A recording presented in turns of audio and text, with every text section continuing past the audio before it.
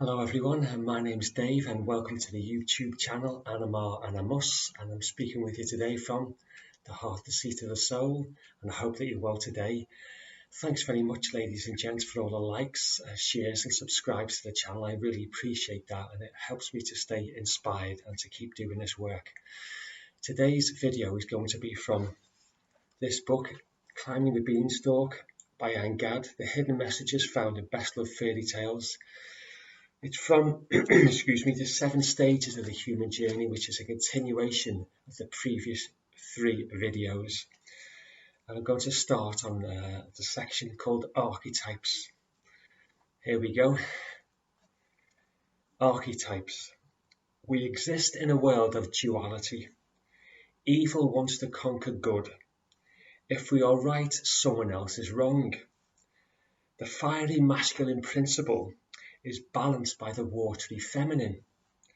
If it is day here for someone, on the other side of the planet night must have fallen. What I doubt today, I may believe tomorrow and vice versa. If I am happy today, then I'm only one step away from sadness. Until we are centered, we will always find ourselves battling between these polar opposites, whether they manifest in our relationships, our minds, or external behavior. In order to bring ourselves into balance between these conflicting opposites, we need to seek greater understanding of ourselves and why we do what we do, and what causes these imbalances within our psyches. We need to look long and hard into the mirror and understand who we are. When we know ourselves, only then can we know the universe. Understanding archetypes, those patterns of behavior that allow us to identify pockets of our behavior, is a major way to assist us to reach insights about ourselves. Our lives abound with them.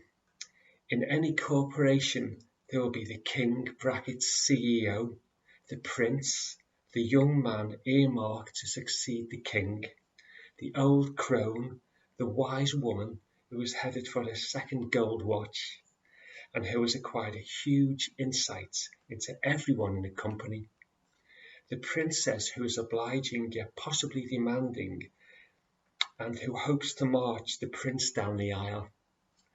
Then there is the wicked witch, the bitch from the human resources department, who will grind your bones to bread before you can say faux fun, not to mention the miser in accounts.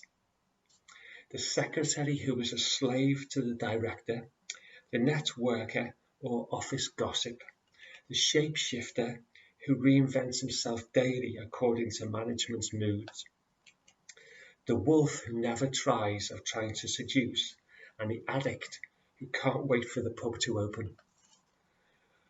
Understanding what is archetypally happening in your internal and external world, and identifying the patterns of behavior can make it easier to become conscious of being in aspects of archetypal roles you would rather not be in.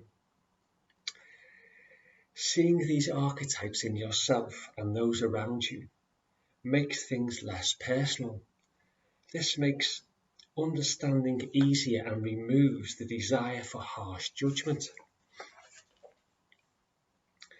The wolf is the wolf by his nature. Seducing is what wolves do, and so we're able to drop our expectations regarding what we feel the wolf should be like. The victim is not going to accept responsibility for anything that happens. If we can accept that the archetype is playing itself out, then we let go of expecting the victim to be any different. Much as we wouldn't expect a scorpion not to sting or a fox not to eat a hen. When we drop these expectations of ourselves and others, we lose attachment to an outcome, which means rather than focus on a future desired outcome, we can live fully in the present. This is the only place to be if we want to truly live in a state of peacefulness and acceptance. Next heading, the journey towards enlightenment. The process of self-purification or spiritual advancement ultimately leads to our being able to get off the wheel of life and make it back to the divine.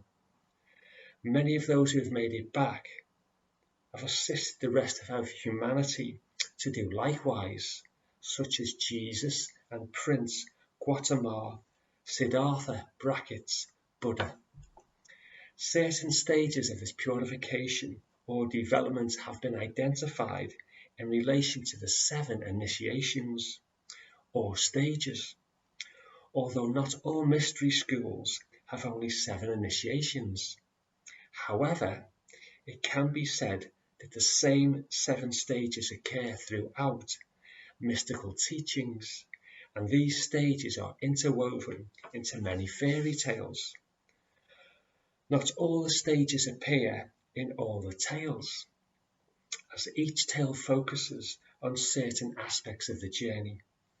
In some tales, the order, particularly in the middle, does alter slightly.